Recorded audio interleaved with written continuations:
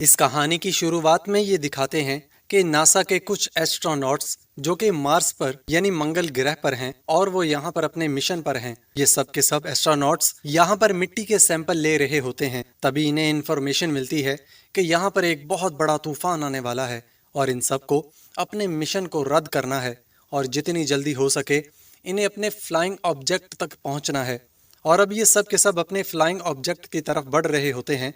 तभी मार्क वॉटनी जो कि एक एस्ट्रोनॉट है, इससे एक चीज़ टकराती है और वो इस तूफान में खो जाता है। हालांकि उनकी जो कमांडर होती है वो इसे ढूंढने की बहुत कोशिश करती है, लेकिन मार्क वॉटनी का कुछ भी पता नहीं चलता और ना ही उनसे कोई संपर्क हो रहा होता है। और इन्हें लगता है कि मार्क वॉटनी अब इस दुनिया में नहीं रहे और ये सब अपनी फ्लाइंग ऑब्जेक्ट पर आकर वहां से निकल जाते हैं। लेकिन जब मार्स पर तूफान शांत होता है तो वहां पर ये दिखाते हैं कि मार्क वॉटनी अभी भी जिंदा है और इन्हीं के इक्विपमेंट्स में से एक रॉड उसके शरीर में, उसके पेट में चली गई है। इससे बहुत दर्द हो रहा होता है। वो किसी तरह से वहां से उठकर अपने कैंप में जो उन्होंने शेल्टर के लिए वहां पे लगाया होता है उसके अंदर पहुंचता है और वो अपने शरीर से उस रॉड को निकालता है। मार्क वॉटनी यहाँ से किसी से भी संपर्क नहीं कर सकता क्योंकि संपर्क करने के जितने भी इक्विपमेंट्स थे वो सब के सब तूफान में नष्ट हो चुके हैं और मार्क अब यहाँ पर अकेला फंसा हुआ है और इसके साथियों को ये लगता है कि वो अब इस दुनिया में नहीं रहा और अगर इसे यहाँ से निकलना है तो इसे अगले 4 सालों तक इंतजार करना पड़ेगा क्योंकि नासा का अगला प्रोग्राम यहाँ से 3200 किलोमीटर दूर आएगा और इसे वहां पहुंचना होगा।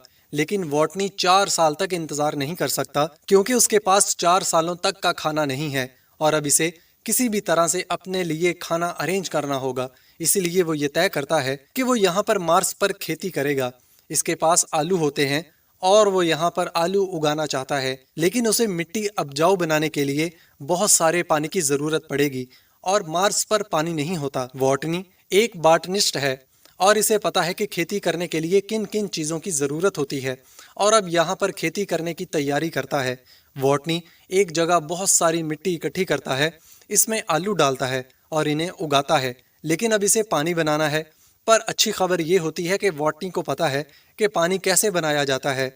हाइड्रोजन में ऑक्सीजन मिलाकर इसे जलाने से पानी बनता है और यहाँ पर वॉटनी के पास सारे साधन होते हैं और वो ऐसे ही करता है। पर जब वो पहली बार हाइड्रोजन में ऑक्सीजन मिलाकर डालता है तो एक जोरदार धमाका होता है क्योंकि वो इस ऑक्सीजन को कैलकुलेट नहीं करता जो उसकी सांसों से आ रहा होता है। लेकिन अगली बार वो हाइड्रोजन ऑक्सीजन मिलाकर जलाने में कामयाब हो जाता है और अब वहां पर पानी बनना शुरू हो जाता है।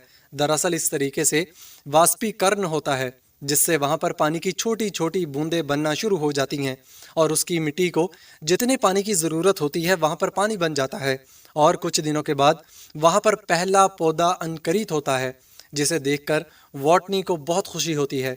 वहीं दूसरी तरफ अर्थ पर यह ऐलान कर दिया जाता है कि वॉटनी अब इस दुनिया में नहीं रहे। पूरे मीडिया में यह खबर आ जाती है और वो इसका फ्यूनल भी कर देते हैं।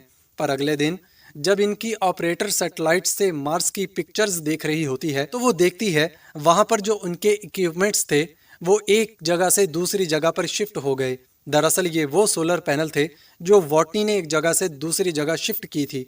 वो अपने सीनियर्स को बुलाती है और वो सब समझ जाते हैं कि वॉटनी मार्स पर अभी भी जिंदा है। लेकिन उनका सीनियर का कहना है कि हम जानते हैं कि वो जिंदा है, लेकिन जब तक हम वहां पर पहुंचेंगे वो भूख से मर जाएगा। और इसका कहना कहीं ना कहीं सही भी होता है क्योंकि अर्थ से मार्स तक पहुंचने के लिए इन्हें कई महीनों का सफर तय करना पड़ेगा और वो जानते हैं कि वॉटनी के पास इतने लंबे समय के लिए खाना नहीं है।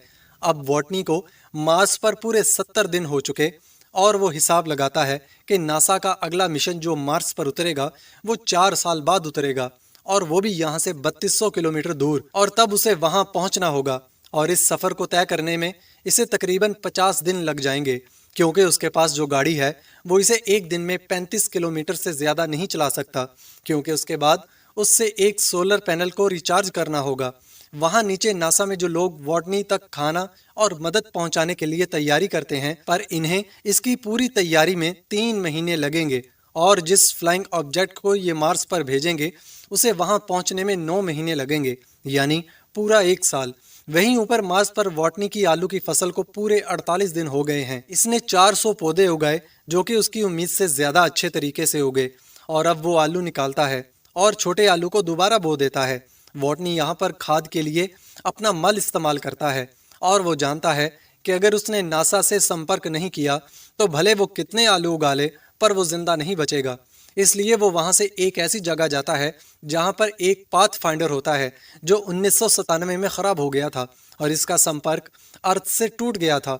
और जब वॉटनी उस तरफ जाता है तो नीचे से नासा की टीम जो लगातार उसकी मूवमेंट पर सैटेलाइट के जरिए नजर रख रही होती है वो समझ जाती है कि मार्क वॉटनी इस पाथ फाइंडर को लेने जा रहा है क्योंकि वहां इसके अलावा और कुछ भी नहीं होता।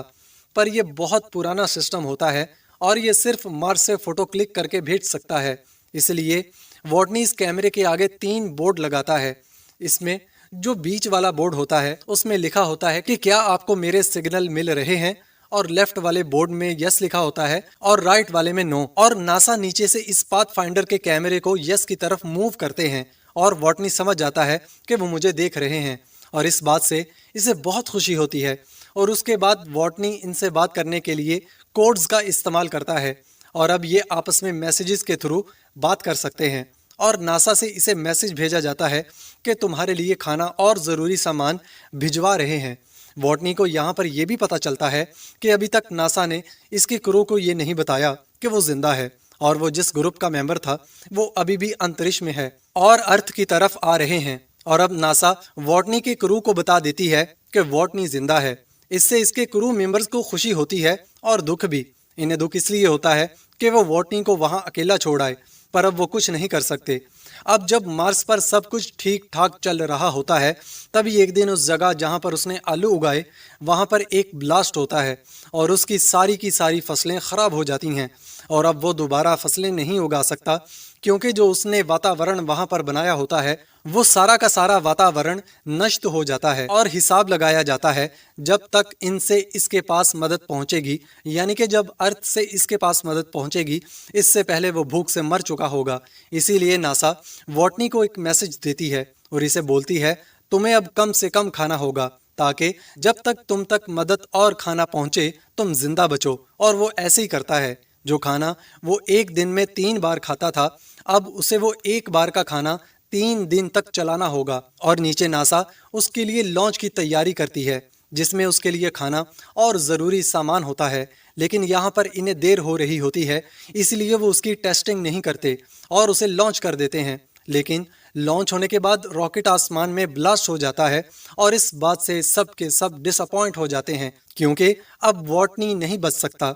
उसके पास खाना नहीं है, उसके पास कोई मदद नहीं पहुंचा सकता। और जब वॉटनी को पता चलता है कि लॉन्च फेल हो गया तो वो टूट जाता है और वो नासा को एक मैसेज करता है।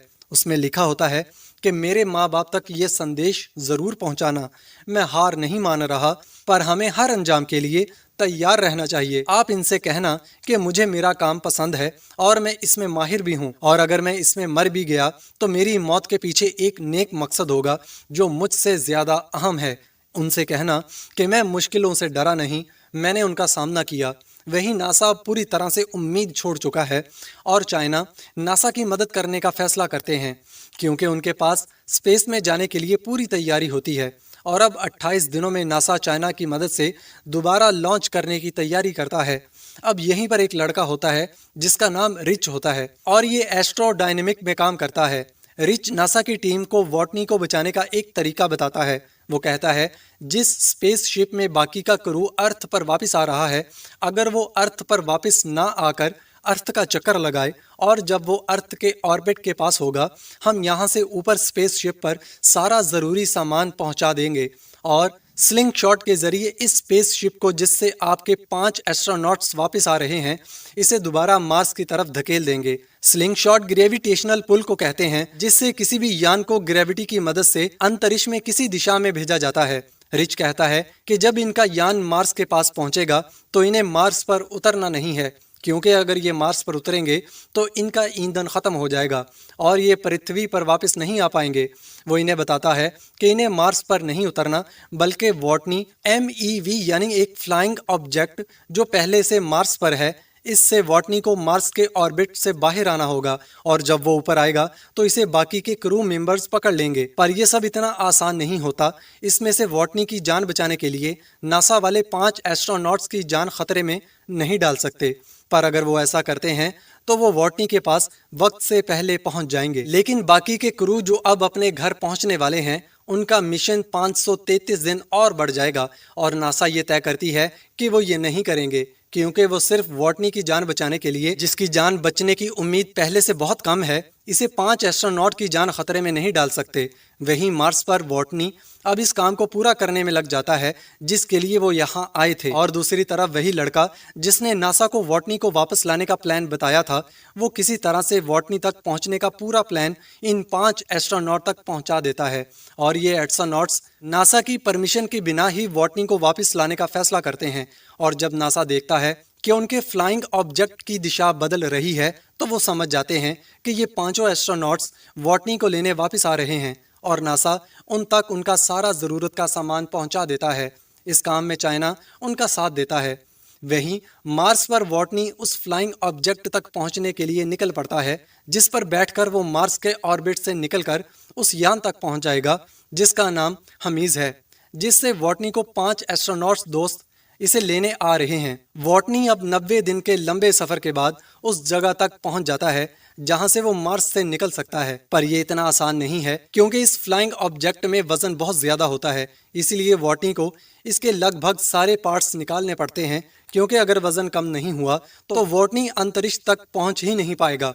और जिस फ्लाइंग ऑब्जेक्ट से वो 5 एस्ट्रोनॉट्स आ रहे हैं, अगर वो मार्स पर उतरे तो इनका फ्यूल खत्म हो जाएगा और वो वापस अर्थ पर उतर ही नहीं पाएंगे। इसीलिए वॉटनी को अपनी फ्लाइंग ऑब्जेक्ट से 5000 किलो वजन कम करना होगा और वॉटनी को अपने फ्लाइंग ऑब्जेक्ट से सभी सामान को उतारकर बाहर फेंकना पड़ता है। और अब वॉटनी एक ऐसे फ्लाइंग ऑब्जेक्ट से अंतरिक्ष में जाएगा जिससे अंतरिक्ष तक पहुंचना बहुत मुश्किल है, पर वॉटनी को ऐसे करना पड़ता है। पूरी दुनिया की नज़र इस मिशन पर होती है और वॉटनी टेक ऑफ करता है और अब इसका फ्लाइंग ऑब्जेक्ट अंतरिक्ष की तरफ उठना शुरू हो जाता है और वो अंतरिक्ष में पहुंच जाता है। उसके साथ रेडियो के जरिए कम्युनिकेट करने की कोशिश करते हैं, पर वो दबाव की वजह से बेहोश हो गया होता है, इसलिए बात नहीं हो पाती। पर कुछ देर बाद इसे होश आ जाता है और सब बहुत खुश हो जाते हैं।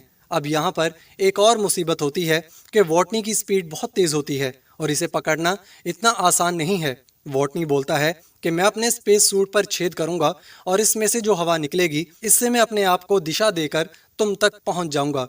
उसके साथ ही इसे ये करने से मना करते हैं। वहीं अभी भी हमें स्पेस शिप की स्पीड बहुत तेज़ होती है, इसीलिए इन्हें वहां पर बॉम्ब बनाकर अपने स्पेस शिप का एक हिस्सा उड़ाना पड़ता है, जिससे उसकी स्पीड कम हो जाती है। और अब इन्हें वॉटनी अपनी ओर आता दिखाई देता है और स्पेसशिप की कमांडर एक फ्लाइंग चेयर पर बैठकर वॉटनी को पकड़ने के लिए जाती है, जिस पर रस्सी से वो बंधी होती है। वो ख़त्म हो जाती है और वॉटनी तक पहुंचना अब नामुमकिन है और वॉटनी यहाँ पर वही करता है जो इसने कहा था।